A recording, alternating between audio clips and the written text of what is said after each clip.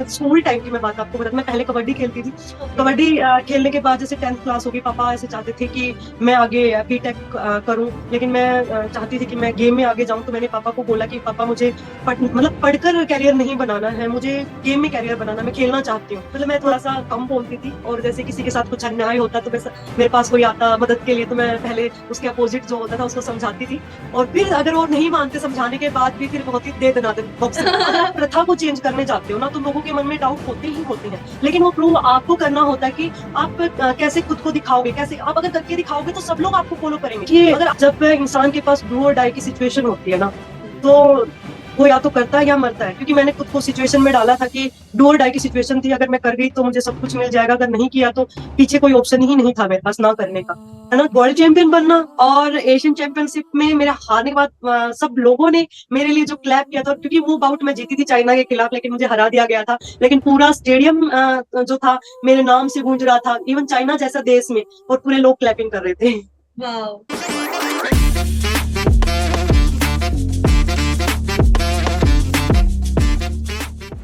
Hello guys, और कैसे हैं आप लोग? होप आपने मुझे मिस करा होगा, क्योंकि मैंने तो बहुत करा। एंड तभी आपको याद करते हुए I got this amazing video of an amazing personality who is a female boxer. And उन्होंने 2023 में इंडिया को वर्ल्ड चैम्पियनशिप में गोल्ड मेडल दिलाया। शी इंस्पायर्स द यूथ जो हरियाणा से आई, एंड उन्होंने कुछ भी ध्यान नहीं दिया कि लोग उनके बारे में क्या सोच रहे थे। She is a wrestler, she is a boxer, she was also a state level kabaddi player, and उनके better half is Deepak Huda, who won this Arjuna award, and he is also doing great in life with her. So today we have Sweetie Bura with us, and let's see कि वो क्या बोलती हैं और उनकी inspiring journey क्या बताती है। तो सुनते हैं उनकी कहानी उनकी जुबानी। Hello everyone, today we have a very special guest with us, जिन्होंने इंडिया को इतना प्राउड फील कराया है। एक छोटे से गांव से लेकर एक इंटरनेशनल प्लेटफॉर्म पे इंडिया को लेके आई है, एंड विद वर्ल्ड चैंपियन है इन वुमेन बॉक्सिंग, जिन्होंने लाखों गर्ल्स को इंस्पायर किया है। And I can't just wait to have a conversation with her. हम आज उनसे बात करने वाले हैं, हम उनकी लाइफ जानने वाले हैं। It's so pleasure meeting you. Thank you so much sweetie for joining us today. जी, थैंक यू यूट्यूब मुझे ज्वाइन करने के लिए, एंड वेलकम। Thank you. तो स्वीटी, आपकी जर्नी इतनी इंस्पायरिंग है। मतलब आप एक छोटे से गांव हरियाणा से आई, एंड देन आपने एक वर्ल्ड प्लेटफॉर्म पे इंडिया को लेके गई। आप एक वर्ल्ड चैंपियन है, तो ऑब्वियसली एक इजी जर्नी तो होगी नहीं। तो आपने जब इतना अचीव किया, इंडिया को वहां रिप्रेजेंट करा, तो इतनी सक्सेस के बाद आपको फील कैसे हुआ? How are you feeling? देखिए बहुत मतलब मैंने जब स्टार्ट किया था बहुत ही नेगेटिव माहौल था। और जैसे 2009 में लड़कियों के प्रति इतनी जागरूकता भी नहीं थी हमारे समाज में। जब मैंने गेम स्टार्ट किया था 2008 और 9 के टाइम पर, उस टाइम लड़कियों को इतना ज्यादा मोटिवेट नहीं किया जाता था गेम करने के लिए। और कुछ मेरे जैसी जिद्दी लड़कियां थी जो गेम करती थी। तो उस टाइम से लेके मैं अब तक जैसे मैंने सक्सेस हासिल की है, और वही लोग जो मेरे खिलाफ थे मेरे साथ हैं, तो वो चीजें मतलब मेरे को फील करके बहुत ही अच्छा लगता है। और मेनली क्या है कि जो मैंने सोचा कि मैं सक्सेस होकर दिखाऊंगी, और मेरा मानना यह है कि अभी तक मैं इतनी सक्सेस नहीं हुई हूँ, बट स्टिल मैं अभी जर्नी पर हूँ। और मेरी जर्नी अभी पूरी नहीं हुई है, और मैं अभी और बहुत कुछ पाना चाहती हूँ। हाँ, बट मैं जिस दिन वर्ल्ड चैंपियन बनी थी, जब मुझे लगा था कि हाँ, मैंने बहुत कुछ पाया है। और इतनी ज्यादा जो मेहनत मैंने दिन रात 12-12 घंटे प्रैक्टिस की थी, वो मेरी मेहनत रंग लाई है। ऑब्वियस सी बात है, जब आप 12-12 घंटे काम करते हो, जब आपको उसका फल मिलता है, तो आपको बहुत अच्छा लगता है। और मुझे भी बहुत ही अच्छा लगता है। वाह, मतलब आपकी ये आप इतने डाउन टू अर्थ हो, इसलिए आप कह रहे हो कि मैंने अभी तक कुछ हासिल नहीं कर रहे। मतलब हम एज इंडियंस आप पे इतने प्राउड फील करते हैं कि आपने इतने बड़े प्लेटफॉर्म पे हमारी इंडिया को रिप्रेजेंट करा। आप वर्ल्ड चैंपियन बने। मतलब मेरी जैसी कितनी और लड़कियां हैं जो आपको देखती हैं और कहती हैं कि हाँ, हमें भी लाइफ में कुछ करके दिखाना है, हमें भी स्वीटी बुरा जैसा बनना है। एंड इट्स लाइक कि बहुत बड़ी बात है जब आप कह रहे हो कि अभी तो मेरे को बहुत चीजें हासिल करनी है, क्योंकि आप इतने जुड़े हुए हो ग्राउंड से कि आप ऐसे बोल रहे हो। बट सच में इसके पीछे हार्डवर्क तो बहुत ज्यादा रही होगी। It's not easy at all. मतलब हम तो खाली मूवीज में देखते हैं, बट हमें रियल हार्डवर्क तो पता ही नहीं है जो एथलीट्स करते हैं। तो आप बता सकते हो कि आपने ये सोचा कब कि आपको बॉक्सिंग करनी ही है, आपको बॉक्सिंग करनी है? देखिए, मैंने जिस टाइम स्टार्ट किया था गेम, तो उस टाइम ये नहीं सोचा था कि मैं बॉक्सिंग ही करूंगी। और बस ये लगा लीजिए कि मुझे बॉक्सिंग पसंद भी था। जैसे मैं स्कूल टाइम की मैं बात आपको बता, मैं पहले कबड्डी खेलती थी। ओके। कबड्डी खेलने के बाद जैसे 10th क्लास होगी, पापा ऐसे चाहते थे कि मैं आगे बीटेक करूं। लेकिन मैं चाहती थी कि मैं गेम में आगे जाऊं। तो मैंने पापा को बोला कि पापा, मुझे मतलब पढ़कर कैरियर नहीं बनाना है, मुझे गेम में कैरियर बनाना, मैं खेलना चाहती हूँ। तो मतलब प्रोफेशनली खेलना चाहती हूँ। जैसे कि पहले गांव में कि एक मनोरंजन के लिए खेल लेते हैं। हालांकि मैं नेशनल लेवल तक मेरा सिलेक्शन हुआ, नेशनल लेवल तक मैं खेली कबड्डी में। लेकिन उस टाइम एक बिल्कुल प्रोफेशनल तरीके से नहीं खेला जाता था, कि एक्स्ट्रा में रखा जाता था, मतलब पढ़ाई की बजाय गेम को। हम्म। तो जब मैंने पापा को बोला, तो पापा ने बोला कि बेटा ठीक है, अगर तुम खेलना चाहते हो तो अगर तुम मतलब टीम गेम की बजाय अगर इंडिविजुअल गेम करोगे तो ज्यादा अच्छा रहेगा। क्योंकि अगर टीम गेम में तो आप अच्छा करके भी कभी कभी हार जाते हो किसी दूसरे की गलती की वजह से, और कभी हाँ। जीत भी जाते हो दूसरे की खूबियों की हम्म। वजह से। तो अगर आप इंडिविजुअल गेम करोगे तो अगर आप हारोगे तो खुद की कमियों की वजह से, अगर जीतोगे तो खुद की खूबियों की वजह से। तो पापा ने मुझे बोला था कि मैं इंडिविजुअल गेम करूं। और हरियाणा में उस टाइम अगर मैं इंडिविजुअल गेम की बात करूँ तो रेसलिंग ज्यादा खेला जाता था। और फिर आता था बॉक्सिंग। तो बॉक्सिंग मतलब मैं स्कूल टाइम से ही, जैसे कि स्कूल टाइम में ही बॉक्सिंग खेलती नहीं। मतलब मैं थोड़ा सा कम बोलती थी, और जैसे किसी के साथ कुछ अन्याय होता तो मेरे पास कोई आता मदद के लिए, तो मैं पहले उसके अपोजिट जो होता था उसको समझाती थी। और फिर अगर वो नहीं मानते समझाने के बाद भी, फिर होती दे दनादन बॉक्सिंग। Very good. बॉक्सर तो मुझे बचपन से स्कूल टाइम से ही बोलते थे। और उस टाइम भी जैसे मैं लड़कियों के हक के लिए, बोल सकते हैं आप लड़कियों के लिए, क्योंकि लड़कियां ही मेरे से ज्यादा मदद मांगती थी कि मेरे साथ ये गलत हो रहा है तो उसको सबक सिखाना है, ऐसे करके उस टाइम भी मैं बॉक्सिंग की थी। और इसलिए मुझे बॉक्सर बोलते थे। और मेरी मुझे लगता था कि बचपन से मुझे बॉक्सर बोलते थे, इसलिए मुझे बॉक्सिंग करना पसंद था। और मैंने बॉक्सिंग में ट्रायल देना मतलब मेरे मन को लगा कि मुझे बॉक्सिंग में ट्रायल देना देना चाहिए। तो मैंने बॉक्सिंग में ट्रायल दिया और मैं बॉक्सिंग में आ गई। वाओ, मतलब कितना मजेदार है ये कि हाँ, जब कोई आ रहा है आपके पास हेल्प मांगने के लिए, आ जाओ आ जाओ, मैं संभाल लूंगी, मैं हूं ना, बस वो ही काफी है। This is so nice. तो मतलब ये जर्नी ऑब्वियसली इजी नहीं रही होगी। आपने जैसे बताया कि आपने घर पे बोला कि, तो आपकी फैमिली सपोर्टिव थी, आपके फादर सपोर्टिव थे कि आपको बॉक्सिंग करनी है, बॉक्सिंग के लिए वो रेडी थे? शुरू में जैसे मैंने गेम स्टार्ट किया, उस टाइम जैसे आसपास के मेरे लोग, जो मेरे रिश्तेदार भी थे, वो मेरे गेम करने के खिलाफ थे। बोलते थे कि अच्छे घरों की लड़कियां बाहर नहीं जाती है, ऐसे मतलब पढ़ने के लिए जाती, सुबह जाती शाम तक वापस आ जाती है। गांव में ऐसा माहौल था कि लड़की बाहर जाएगी तो लड़की बिगड़ जाएगी। मतलब बहुत, जब मैंने गेम स्टार्ट किया, मेरे माँ और पापा ने मेरा हमेशा साथ दिया है। इवन मैंने जब गेम स्टार्ट किया, जैसे मेरे रिश्तेदारों ने बोला कि अगर आप इसको बाहर भेजोगे गेम करने के लिए तो हम आप लोगों से बात भी नहीं करेंगे। और उस टाइम मतलब ऐसे लोगों से ये सुनना जो हमारे सपोर्टर थे काफी अच्छे, क्योंकि उस टाइम सिचुएशन काफी ऐसी थी कि अ, हालांकि मैं एक अच्छे बैकग्राउंड से बिलोंग करती हूँ, लेकिन उस टाइम हमें हमारे दादाजी ने जैसे कि आपने सूर्यवंशम मूवी देखी होगी, तो वो हाँ। सूर्यवंशम मूवी में वो अपने बेटे को अलग कर देता है। उसी टाइम से मेरे पापा और हमें अलग कर दिया गया था, और हमें इतना कुछ दिया नहीं गया था। तो उस टाइम जो हमारे सपोर्टर थे, वहीं से ये चीजें सुनने को मिलना कि हम तुमसे बात भी नहीं करेंगे, तो मेरे माँ पापा के लिए भी बहुत ज्यादा चैलेंजिंग वो डिसीजन था कि अगर वो मेरे को खेलने के लिए भेजेंगे तो उन लोगों से हमें मदद भी नहीं मिलेगी कुछ। हमारे रिलेटिव ही थे, हालांकि वो मेरे मामा जी थे, और वहीं से हमारे लिए बहुत ज्यादा सपोर्ट मिलती थी। लेकिन मेरी नानी जी ने उस टाइम बोला कि तुम इसको डालो, मैं सबको अपने आप देख लूंगी, तुम इसको आगे वेरी भेजो खेलने के लिए।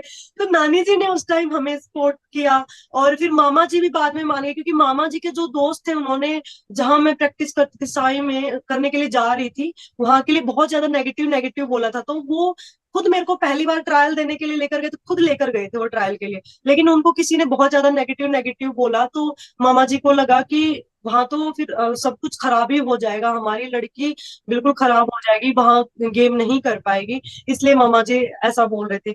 और जब मैंने प्रूव करके दिखाया उन सबको, तो आज सबसे ज्यादा सपोर्ट वही दोबारा से मुझे करते हैं।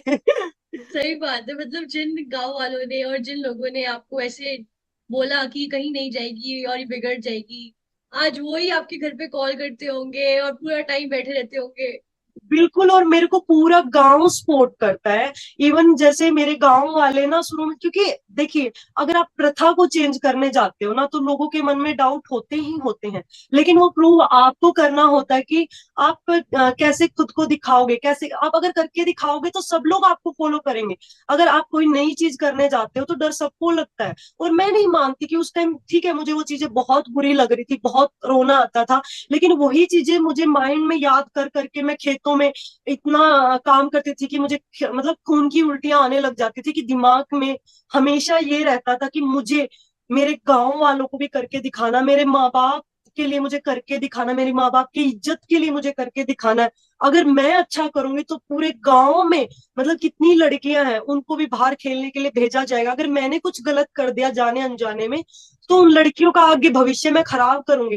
तो मेरे लिए सिर्फ मेरी जिम्मेदारी नहीं थी, मेरी फैमिली की जिम्मेदारी थी, और मेरे मेरे ऊपर मेरे पूरे गांव की जितनी लड़कियां हैं उनके करियर की जिम्मेदारी भी मेरे ऊपर ही थी।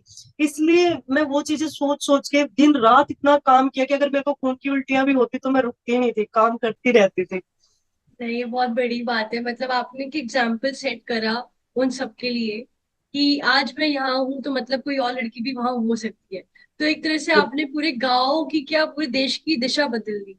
जी तो बिल्कुल। बहुत बड़ी बात है एंड हम आप पे इतना प्राउड फील करते हैं कि आज आपकी वजह से ही और लड़कियां सामने आ रही हैं। अब लोग प्रमोट करते हैं, फैमिलीज प्रमोट करती हैं, सब कहते हैं कि आप जैसा बनो और बाकी फीमेल एथलीट्स की तरह बनो। आप लोगों ने बहुत चीजें देखी हैं, शायद अब वो इतना ज्यादा नहीं फेस करें जितना आप लोगों ने फेस किया, क्योंकि आप लोगों ने वो चीज चेंज करी। तो आप तो फॉलोअर्स हो, तो आप तो लीडर्स हो, जो आपके पीछे वाले हैं वो सब आपके फॉलोअर्स हैं। तो जो कि बहुत बड़ी बात है। एंड ये लीडर के ऊपर सबसे ज्यादा जिम्मेदारी रहती है, क्योंकि उसके ऊपर खुद की नहीं, जितने लोग उसको फॉलो करते हैं उसकी जिम्मेदारी रहती है, तो इसलिए लीडर को बहुत ज्यादा केयरफुली हर चीज को करना होता है। हाँ जी, बिल्कुल। मतलब जैसे वो करेगा वैसे ही पीछे एग्जाम्पल सेट होगा कि उसने वैसे करा है तो तुम भी ऐसे करोगे, और जी लोग फिर आपके ही मार्गदर्शन पे आगे बढ़ेंगे। तो जी वो ही सबसे बड़ी बात होती है। एंड जैसे आपने कहा कि खाली फिजिकल स्ट्रेंथ की जरूरत नहीं है, मेंटली बहुत स्ट्रांग होना पड़ता है इस जैसे गेम में। और जब आप बॉक्सिंग करते थे, फिर आपने इतनी लोगों की बातें सुनी, फिर उसके बाद आपके अंदर आया कि नहीं, मुझे बदलाव लाना है। तो आपको मेंटली आप इतने टफ थे, तो आपने अपने आप को मेंटली, इतने बड़े जब मैचेस वगैरह भी होते थे, तो आपने आपको मेंटली कैसे प्रिपेयर किया?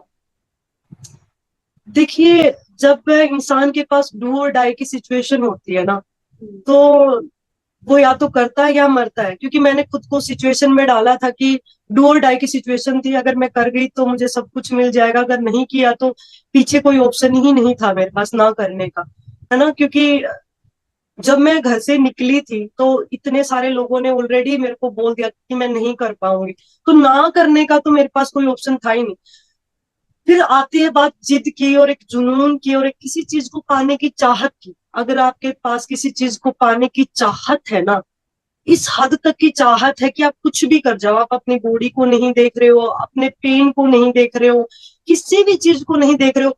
अगर आपको सब चीजें हो रही है, बॉडी में पेन हो रहा है, तकलीफें हो रही है, सब चीज हो रहा है, लेकिन आप उन चीजों को साथ में लेकर काम भी करते जा रहे हो, रुक नहीं रहे हो, सिर्फ उस चीज को, अपनी मंजिल को पाने के लिए, तो डेफिनेटली आपको वो चीज मिल जाती है। और मुझे लगता है कि मेंटली टफनेस आपके डिसीजन से भी आती है और चाहत से भी आती है। मुझे डर लगता था सबसे ज्यादा कि कहीं कहीं मैं, मतलब उन लोगों को सही ना कर दूं साबित। इस वजह से मुझे जो डर लगता था ना कि हाँ, बस कि मैं उन लोगों को कहीं सही साबित ना कर दूं, उस डर ने मुझे मेंटली टफनेस दी। और सबसे ज्यादा, सॉरी, सबसे ज्यादा मैं बोल सकती हूँ कि मेरे माँ बाप के प्यार ने और उनके ट्रस्ट ने मुझे सबसे ज्यादा मेंटली टफ किया। मेरी, अगर उनका प्यार मेरे साथ नहीं होता, और एक एक फैक्टर मैं उन लोगों का भी मानती हूँ जिन लोगों ने नेगेटिव बोला, है हाँ। ना, क्योंकि अगर वो मेरे मम्मी पापा के प्रति इतना नेगेटिव नहीं बोलते हैं उनको मेरे लिए, तो मुझे, मैं शायद एक बार कहीं मेरे को मान लो घुटने में दर्द है या फिर मेरे को बॉडी पेन है, तो उस टाइम मैं क्या पता रुक भी जाती, है ना, हम्म। कि सोच के कोई बात नहीं यार, आज नहीं तो कल। और जब ऐसे होता है आज नहीं तो कल, हम बहुत लंबा खींच देते हैं। तो मेंटली टफनेस आपके डिसीजन से आती है, मेरा ये कहना है। मेंटली टफनेस आपको आपके जो रिलेटिव्स है उनसे भी आती है।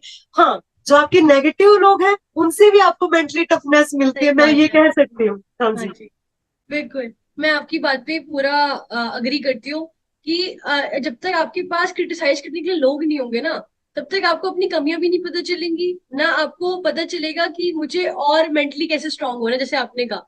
क्योंकि आप फिर ना लीनियंट हो जाते हो, अच्छा हाँ हो जाएगा एंड कर लेंगे। बट फिर जो अंदर से जुनून आता है ना, नहीं इनको हमें गलत साबित करके दिखाना है, तो वो तभी आता है जब चार लोग आपकी बुराई करेंगे, चार लोग आपको ऐसे बोलेंगे नहीं भाई तुम नहीं कर पाओगे।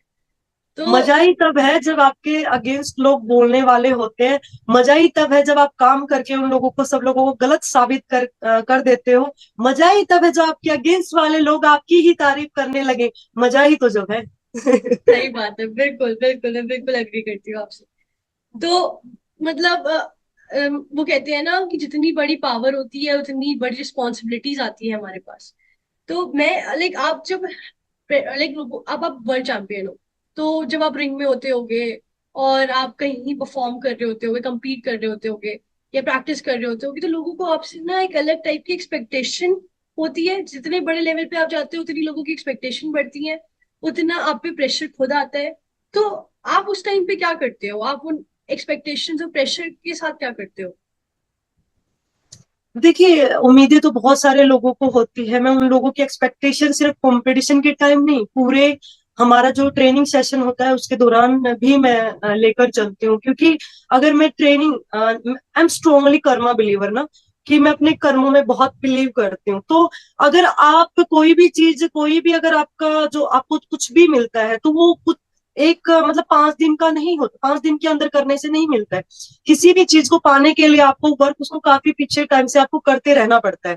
तो मैं हमेशा अपने ट्रेनिंग पर ज्यादा फोकस करती हूँ। मैं अपना बहुत हार्ड ट्रेनिंग करती हूँ ताकि मैं कंपटीशन में बहुत अच्छा प्रूव कर पाऊँ। हाँ, कभी कभी ऐसे मतलब कभी ऐसे लगता था पहले कि मैं पता नहीं क्या कर पाऊंगी या नहीं कर पाऊंगी।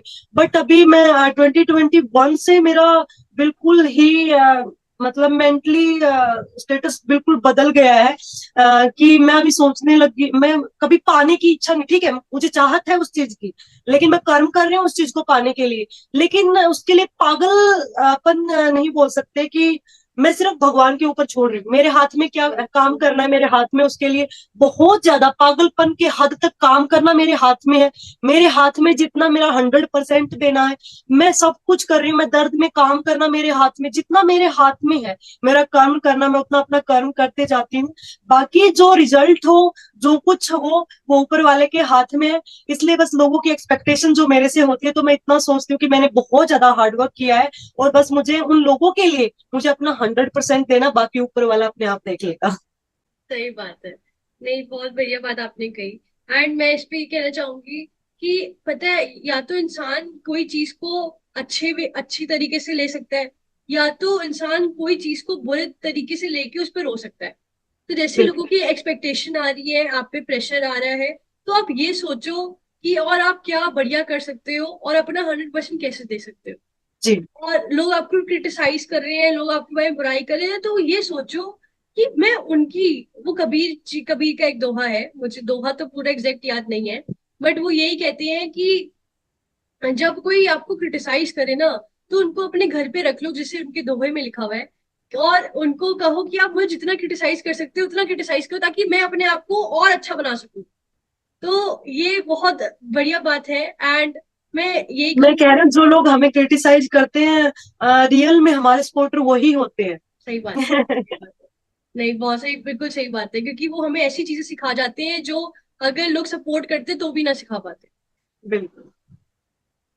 तो आपने लाखों लड़कियों को इंस्पायर करा है, एंड कि जो आप लाखों लड़कियों को इंस्पायर इंस्पायर करा है कि वो जाके स्पोर्ट्स खेलें, और मतलब वो जैसे लड़की बोलते हैं, और अभी भी छोटी जगहों पे बहुत जैसा है, और कुछ फैमिलीज में अभी भी है कि लड़कियां नहीं खेलेंगी, लड़कियां या तो पढ़ सकती हैं या वो अपना करियर किसी और चीज में बना सकती हैं, बट खेलना नहीं चाहिए लड़कियों को।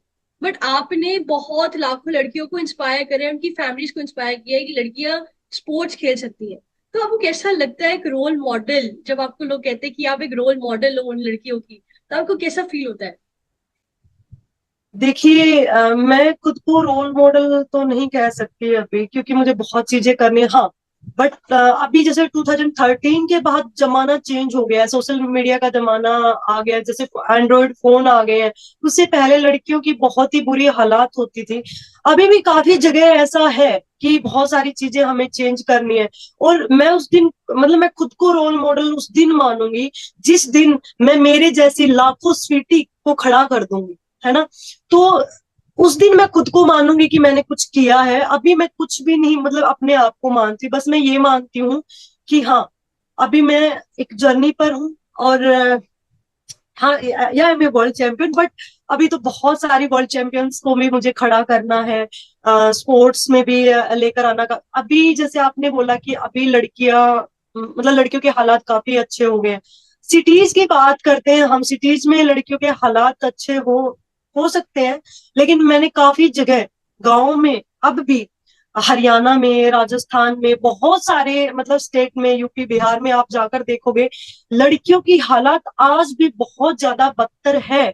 और मैं चाहती हूँ कि मैं लड़कियों के लिए बहुत सारी चीजें करना, क्योंकि मैं अभी डिस्क्लोज नहीं करना चाहती हूँ। जो चीजें, जो एम मैंने जिंदगी में बनाए हैं लड़कियों के लिए और हमारे समाज के लिए, जिस दिन मैं कर पाऊंगी उस दिन, हाँ, मैं खुद को कुछ मान पाऊंगी। एक बहुत बढ़िया बात है। एंड ये मैं जैसे आपको कहा कि ये आपका वो एक, आप ना अपनी नींव से जुड़े हुए हो, जो आप कह रहे हो कि मैं एक जर्नी पे हूँ और अभी मुझे बहुत कुछ हासिल करना है। एंड हम सब आपको इतना सपोर्ट करते हैं, क्योंकि हम देख सकते हैं कि आप ही बदलाव ला सकते हो। जब कोई इंसान कदम उठाता है, उसके साथ साथ कुछ हासिल करता है, फिर बहुत पीछे होते हैं जो उसको खुद फॉलो करते हैं। बहुत घरों में ऐसे होंगे जो सच सच में आपकी जैसा बनना चाहते होंगे। एंड तो आप अभी देश के युवाओं के लिए क्या कर रहे हो, कुछ कर रहे हो आप उनके लिए? जी देखिए, वैसे तो जो स्पोर्ट्स पर्सन होता है उसकी 10 नाखून की कमाई होती है, बहुत ही प्योरली, क्योंकि उसकी कहीं एक्स्ट्रा इनकम नहीं होती है। लेकिन जितना हमारे से बनता, मेरे हमने डीएनएच फाउंडेशन, हमारी नींव रखी थी डीएनएच फाउंडेशन की 3 साल पहले हमने। तो उसमें हम 3 साल से हम काम कर रहे हैं डीएनएच फाउंडेशन के तहत। हम बच्चों को, जिसमें से हर गांव में जाकर हर खेल के खिलाड़ी को खेल किट प्रदान कर रहे हैं। और उसके साथ हम उसी मतलब फाउंडेशन के तहत हम गेम भी करवा रहे हैं। और मेनली हम किसी से भी मतलब स्पॉन्सर नहीं है, हम किसी से हम्म। फंडिंग नहीं लेते हैं। हम अपनी पॉकेट का 40% हम उसमें लगाते हैं। खुद के पैसे से हम सब चीजें कर रहे हैं। और मैं उम्मीद करती हूँ कि आने वाले टाइम में मेरे इस किए गए काम से कितने, मतलब ग्राउंड लेवल पर कितने बच्चे, जैसे कि जो सोच, मतलब सब बच्चों की अलग अलग सोच होती है। जैसे मैंने देखा, जब मैंने गेम स्टार्ट किया था, तो बहुत क्या कॉम्प्लेक्स फील होता है कि हाँ। बच्चों की किट देख कर कि यार इसके पास इतनी अच्छी किट है, मेरे पास किट नहीं है। इसलिए हमने सबसे पहला जो काम किया था, बच्चों के अंदर जो अपना उनका भेदभाव है कपड़ों को लेकर, उसको दूर करने के लिए हमने किट देने का डिसीजन लिया था। और उसमें हमने हर गांव में जाकर हमने किट दी है। हरियाणा में हमने ये काम स्टार्ट किया है, हरियाणा में। और जितनी हमारी इनकम होगी, माता रानी की दया से अगर हमारी इनकम बढ़ी, तो हम ये मतलब पूरे हरियाणा के बाद हम अपने पूरे देश में ये चीज करना चाहेंगे। क्योंकि आप देखोगे कि ग्राउंड लेवल पर बहुत सारे बच्चे हैं जिनको स्पोर्ट की जरूरत पड़ती है, टैलेंट बहुत है इंडिया में, लेकिन हम्म। ऊपर तक क्यों नहीं जा पाते? क्योंकि वो हालातों के सामने दम तोड़ देते हैं। हर कोई मेरे जैसा जिद्दी नहीं हो सकता है। सही हाँ, बात लेकिन उसके अंदर टैलेंट होता है बच्चे के अंदर, अगर उसको उस टाइम अगर सपोर्ट मिल जाता है, तो वो बच्चा बहुत ऊपर तक जा सकता है। और हमारी अ, जो मेरा जो लक्ष्य है अपने देश के लिए, कि आने वाले टाइम में, जैसे कि आप देखो कि चाइना जैसी कंट्रीज के ओलंपिक में कितने मेडल आते हैं, लेकिन है। हमारे देश की जनसंख्या तो उसके जितनी है, बल्कि अभी उससे ज्यादा ही होने वाली, आई थिंक। हाँ जी, हाँ तो जी। हमारी जनसंख्या तो इतनी सॉरी, हमारी जनसंख्या तो इतनी ज्यादा है, लेकिन हमारे मेडल बहुत ही कम है। इसलिए मेरा मतलब ये एक प्रयास है कि मैं अपने देश के लिए आने वाले समय के लिए, भविष्य के लिए स्टार तैयार कर सकूं, जो ओलंपिक में हमारे देश के लिए गोल्ड मेडल ला सके। और इसलिए हम गांव गांव में जाकर बच्चों को उठा रहे हैं, उनको हेल्प कर रहे हैं ताकि वो आगे आए और अपने देश के लिए काम करें। वाओ, मतलब ये सबकी बस की बात नहीं होती। एंड सारे एथलीट्स और सारे लोग ऐसा कुछ काम नहीं करते, क्योंकि जब आप एक लेवल पे पहुंच जाते हो तो थोड़ा सा आप पीछे हटने लग जाते हो। बट ये ही असली काम है, जो आप एक लेवल पे जब जा रहे हो, आपके हाथ में पावर है, तो आप कुछ बदलाव जब ला सकते हो, तो मतलब आपने बहुत अच्छी चीज पकड़ी है कि हाँ, बहुत सारे बच्चों को कॉम्प्लेक्स फील होता है। वो सब सब अपने आप से इतनी फाइट नहीं कर सकते जैसे आप कर रहे हो। Please excuse me for this. आपको आवाज आ रही है ना मेरी? No problem. तो मतलब आप इतने लोगों को इंस्पायर कर रहे हो, इतने बच्चों को आगे बढ़ा रहे हो, जो कि बहुत बड़ी बात है। एंड हम आपके हम आपको बहुत थैंकफुल है कि आप ये सब कर रहे हो।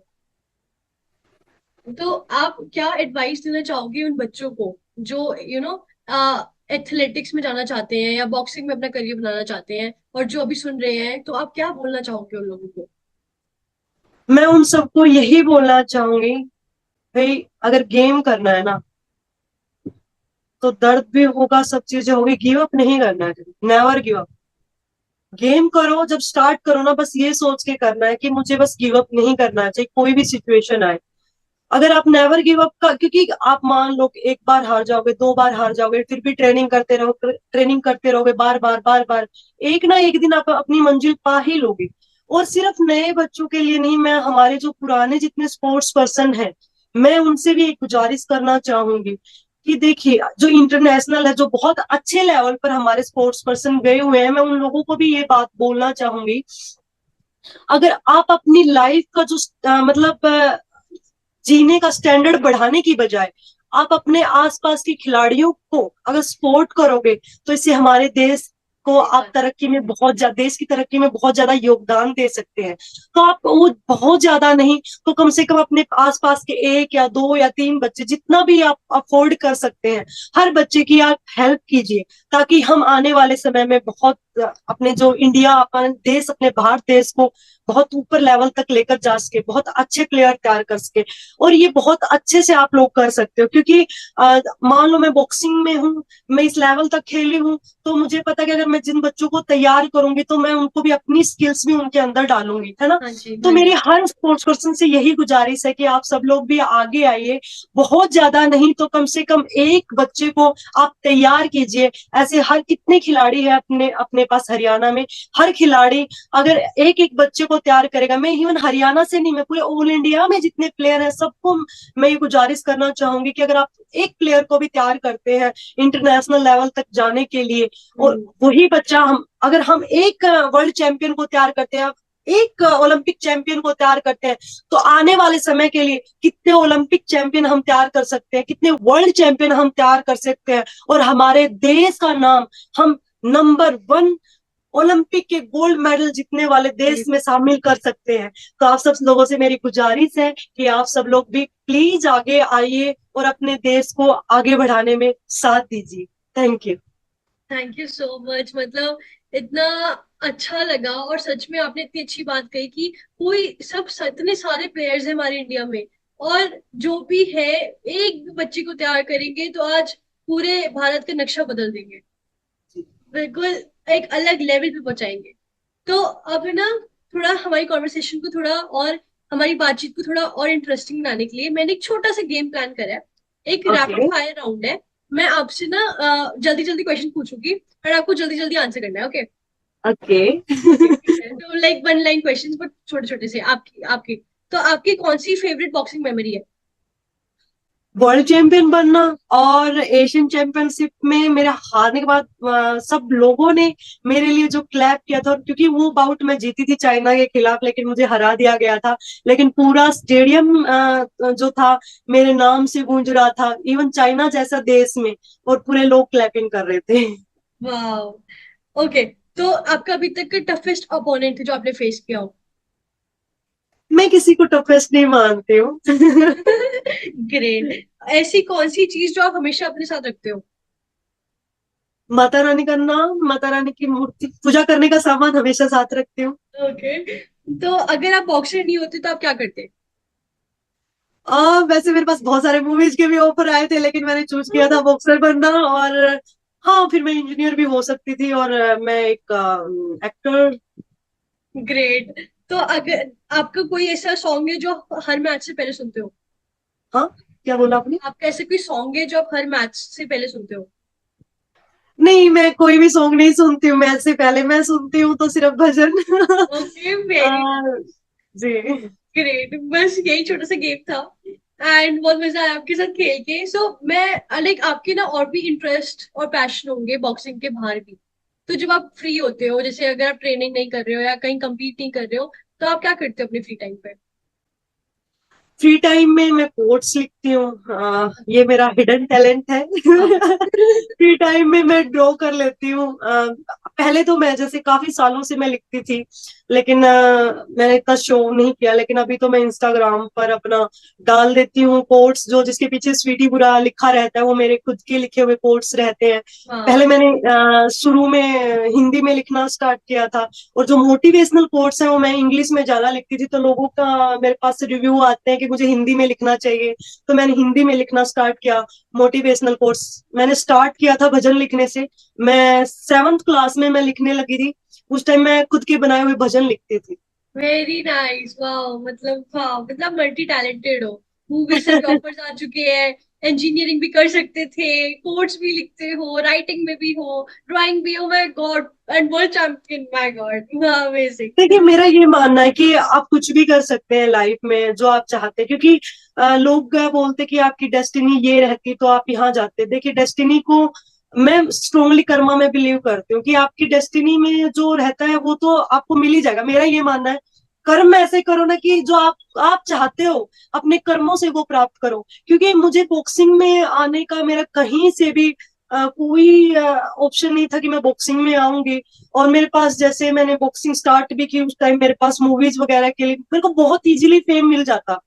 जैसे मैं सिंगिंग कर लेती थी, मैं भजन गाती थी, तो मेरे पास भजन गाने के लिए, मेरे रिकॉर्ड करने के लिए भी ऑफर थे मेरे पास। लेकिन मैंने कभी उस लाइन में जाना नहीं चाहा, क्योंकि जैसे मेरे जो हमारे मम्मी पापा और हमारे रिलेटिव्स मेरे को गेम में ही नहीं जाने दे रहे थे। तो उस टाइम तो ये बहुत बड़ा, जैसे अब तो सोशल मीडिया का जमाना, ये चीजें बहुत अच्छी मानते हैं, लेकिन उस टाइम तो ये गुनाह था, बहुत बड़ा गुनाह था। चाहिए आप भजन भी गा रहे हो फिर भी बहुत बड़ा गुनाह था। तो मैंने ये सोचा था कि मैं अपने माँ बाप की इज्जत बनाऊंगी तो एक अच्छे, एक ऐसा प्रोफेशन चूज करूंगी जो जिसमें हर कोई उसकी इज्जत करे। इसलिए मैंने बॉक्सिंग में अपना कैरियर बनाया। अगर नेम फेम की अगर मुझे ये रहती तो मैं, मेरे पास बहुत सारे ऑप्शन थे जिसमें जाकर मैं बहुत इजीली वो काम मैं कर सकती थी। और मेरे लिए वो चुटकियों के काम थे, कोई ज्यादा मुश्किल भी नहीं थे। नहीं, वाह। मतलब मेरे को आपसे आपसे इतनी सारी बारी बातें करी है, आपको इतना सुना है, मुझे इतना इंस्पायर्ड फील हो रहा है, मुझे इतना बढ़िया लग रहा है कि मैं क्या बताऊं।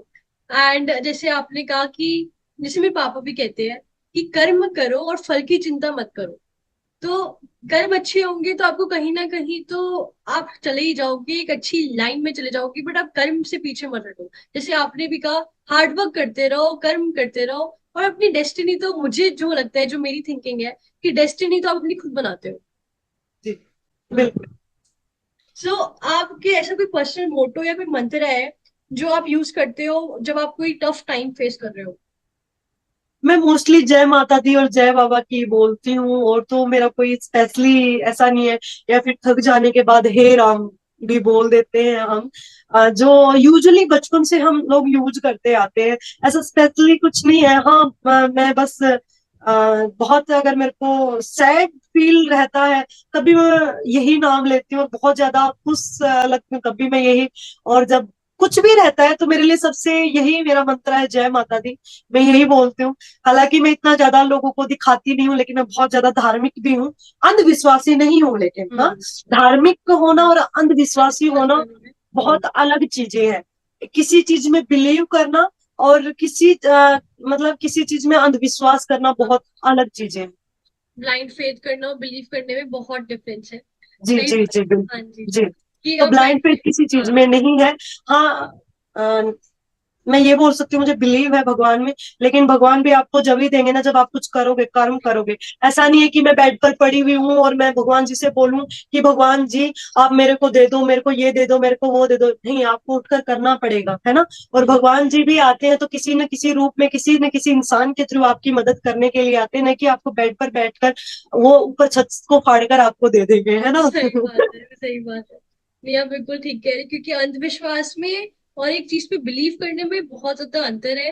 बिलीव आप तब करते हो जब आपको लगता है कि हाँ कोई ना कोई मेरे मतलब आपके अंदर से आता है कि हाँ कोई है मेरे साथ, एंड जी मैं इस पे विश्वास करती हूँ। जब मैं सैड हूँ या परेशानी में हूँ तो मैं उनके पास जा सकती हूँ।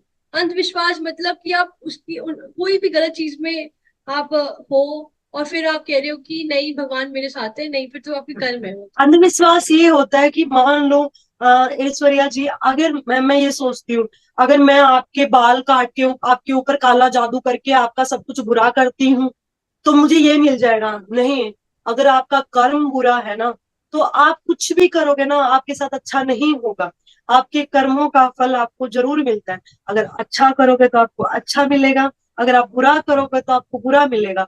तो अंधविश्वास किसी चीज में नहीं करना चाहिए।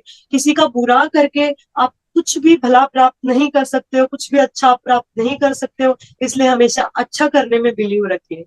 सही कह रहे हो आप, बिल्कुल सही कह रहे हो। एंड आप बिलीव नहीं करोगे, आज मुझे आपसे बात करके इतना अच्छा लगा। मैंने आपको स्टार्टिंग में कहा था कि हम ऐसी एक बातचीत करेंगे जैसे दो दोस्त चाय पे बैठे हैं। तो बिल्कुल, मैंने बिल्कुल इंटरव्यू की तरह कुछ बोला ही नहीं है, मैंने बिल्कुल कैजुअल बातें की है आपसे, हाँ, बिल्कुल बहुत नॉर्मली। हाँ, बहुत कैजुअल कॉन्वर्सेशन थी और बहुत मजा आया। तो जैसे हम एंड की तरफ जा रहे हैं, आप बता सकते हो आज आपका एक्सपीरियंस कैसे रहा शो पे और make a change, let's try to move on a shift conversations.